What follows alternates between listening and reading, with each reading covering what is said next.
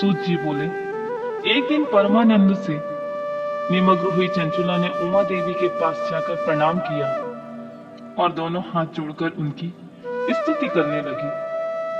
बोली, गिरजानंदिनी स्कंदन माताओं में मनुष्य ने सदा आपका सेवन किया है।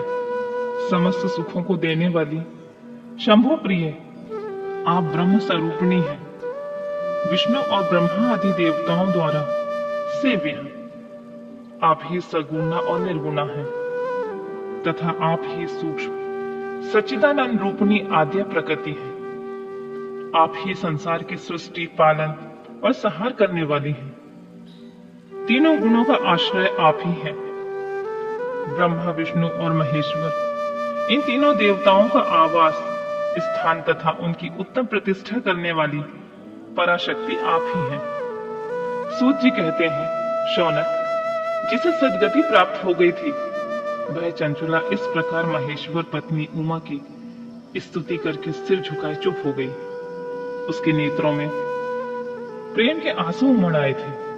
तब करुणा से भरी हुई शंकर प्रिया भक्त वत्सला पार्वती देवी ने चंचुला को संबोधित करके बड़े प्रेम से इस प्रकार कहा, सखे चंचुले, सुंदरी, मैं तुम्हारी हुई इस प्रकार की स्तुति से बहुत प्रसन्न हूँ। बोलो, तुम क्या वर मांगती हो? तुम्हारे लिए मुझे कुछ भी अदेय नहीं है। चंचुला बोली, निष्पाप गिरिराज कुमारी, मेरे पति विदु इस समय कहाँ हैं? उनकी गति कैसे हुई है यह मैं नहीं जानती। कल्याणमयी दीन वत्सले, मैं अपने उन पति देव से जिस प्रकार संयुक्त हो सकूं वैसा ही उपाय कीजिए। महेश्वरी महादेवी, मेरे पति एक शूद्र जातीय वैश्या के प्रति आसक्त थे और पाप में ही डूबे रहते थे। उनकी मृत्यु मुझसे पहले ही हो गई थी। ना जाने वे किस गति को प्राप्त हुए। गिरजा बोली, बेटी, तुम्हारे विदुंग नाम वाला पति बड़ा पापी था। उसका अंतःकरण बड़ा ही दूषित था। वैश्य का उपभोग करने वाला वह महामूढ़ मरने के बाद नरक में पड़ा। अगणित वर्षों तक नरकों में नाना प्रकार के दुख भोगकर वह पापात्मा अपने शेष पाप को भोगने के लिए विंध्या पर्वत पर पिशाच हुआ है। इस समय वह पिशाच अवस्था में ही है। नाना प्रकार के केश उठा रहा है और वह दुष्ट वायु पीकर रहता है। वह सभी प्रकार के कष्ट सहता है। सूत जी कहते हैं, शौनक, गौरी देवी की यह बात सुनकर उत्तम व्रत का पालन करने वाली चंचुला उस समय पति के महान दुख से दुखी हो गई। फिर मन को स्थिर करके उस ब्राह्मण पत्नी ने व्यथित हृदय से महेश्वरी को प्रणाम किया और पुनः पूछा, महेश्वरी महादेवी, मुझ पर कृपा कीजिए और दूषित कर्म करने वाले मेरे उस दुष्ट पति का अब उद्धार कर दीजिए। कुशित बुद्धि वाले उस पापात्मा पति का किस उपाय से उत्तम गति प्राप्त हो सकती है, यह शीघ्र ही बताइए। पार्वती ने कहा, तुम्हारा पति यदि शिव पुराण की पुण्यमयी उत्तम कथा को सुने तो सारी दुर्गति को पार करके वह उत्तम गति का भागी हो सकता है। अमृत के समान मधुर अक्षरों से युक्त गौरी देवी का यह वचन आदर पूर्वक सुनकर चंचुला ने हाथ जोड़कर मस्तक झुकाकर उन्हें बारंबार प्रणाम किया और अपने पति के समस्त पापों की शुद्धि तथा उत्तम गति की प्राप्ति के लिए पार्वती देवी से यह प्रार्थना की कि मेरे पति को शिव पुराण सुनाने की व्यवस्था होनी चाहिए। वह ब्राह्मण पत्नी के बारंबार प्रार्थना करने पर शिव प्रिया गौरी देवी को बड़ी दया आई। उन भक्त वत्सला महेश्वरी गिरिराज कुमारी ने भगवान शिव की उत्तम कार्तिक का गान करने वाले गंधर्वराज तुम्बुरु को बुलाकर उनसे प्रसन्नता पूर्वक इस प्रकार कहा, तुम्बुरु, तुम्हारी भगवान शिव में प्रीति है। तुम मेरे मन की बात जानकर मेरे अभीष्ट कार्यों को सिद्ध करने वाले हो। इसलिए मैं तुम्हें एक बात कहती हूँ, तुम्हारा कल्याण हो। तुम मेरी इस सखी के साथ शीघ्र ही विंध्या पर्वत पर जाओ। वहां एक महाघोर और भयंकर पिशाच रहता है। उसका वृतांत तुम आरंभ से ही सुनो। मैं तुमसे प्रसन्नता पूर्वक सब बताती हूँ। पूर्व जन्म में वह पिशाच बिंदु नाम का ब्राह्मण मेरी इस सखी चंचुला का पति था, परंतु वह दुष्ट वैश्यगामी हो गया। स्नान संध्या आदि नित्य कर्म छोड़कर अपवित्र रहने लगा। क्रोध के कारण उसकी बुद्धि पर मूर्ता छा गई। वह कर्तव्य का विवेक नहीं कर पाता था। अब अक्षय भक्षण, सज्जनों से देश और दूषित वस्तुओं को दान में लेना, यही उसका स्वाभाविक कर्म बन गया था।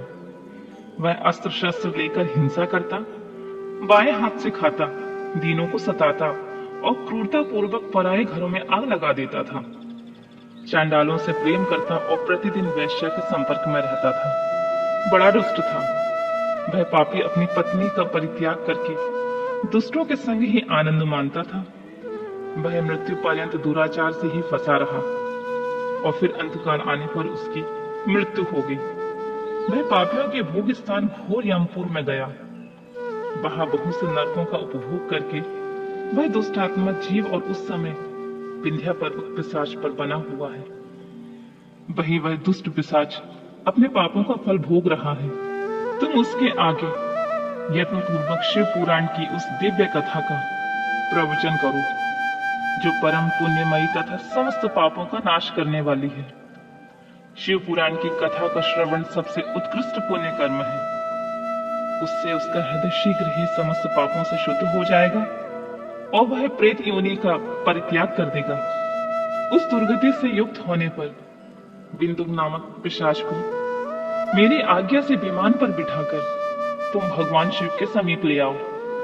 सूत जी कहते हैं, शौनक, महेश्वरी उमा के इस प्रकार के आदेश देने पर गंधर्वराज तुमरु मन ही मन बड़े प्रसन्न हुए। उन्होंने अपने भाग्य की सराहना की। तत्पश्चात उस पिशाच की सती साध्वी पत्नी चंचुला के साथ विमान में बैठकर नारद जी के प्रिय मित्र तुमरु वेग पूर्वक विंध्याचल पर्वत पर चले गए, जहां वह पिशाच रहता था। वहां उन्होंने उस पिशाच को देखा।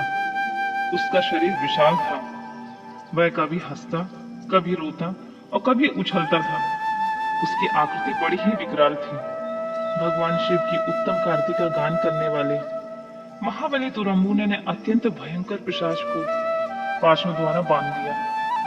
तदंतर तुमरु ने शिव पुराण की कथा वाचने का निश्चय करके महोत्सव युक्त स्थान पर मंडप आदि की रचना की। इतने में ही संपूर्ण लोकों में बड़े वेग से यह प्रचार हो गया कि देवी पार्वती की आज्ञा से एक पिशाच का उद्धार करने के उद्देश्य से शिव पुराण की उत्तम कथा सुनाने के लिए तुमरु विंध्या पर्वत पर गए हैं। फिर तो उस कथा को सुनने के लिए लोभ से बहुत देवर्षि भी शीघ्र आ पहुंचे।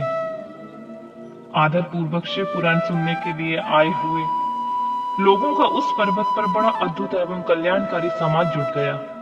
फिर तुमरु ने उस पिशाच को पाशों से बांधकर आसन पर बिठाया और हाथ में वीणा लेकर गौरीपति की कथा का गुणगान आरंभ किया। पहली अर्थात विदेश्वर संहिता से लेकर 7वीं वायु संहिता तक महत्तम सहित शिव पुराण की कथा का उन्होंने स्पष्ट वर्णन किया।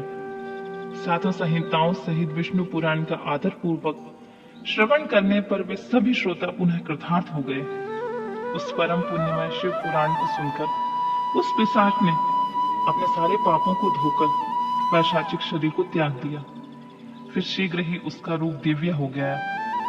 अंग क्रांति गौर वर्ण की हो गई। शरीर पर श्वेत वस्त्र तथा सभी प्रकार के पुरुषोचित आभूषण उसके अंगों को उद्दासित करने लगे। वह त्रिनेत्रधारी चंद्रशेखर रूप हो गया। इस प्रकार दिव्य देह होकर श्रीमान बिंदु अपनी प्राण वल्लभा चंचुला के साथ स्वयं भी पार्वती बल्लभ भगवान शिव का गुणगान करने लगा। उसके स्त्री को इस प्रकार के दिव्य रूप से सुशोभित देख वे सभी देवर्षि बड़े विस्मित हुए। उनका चित्त परमानंद से परिपूर्ण हो गया।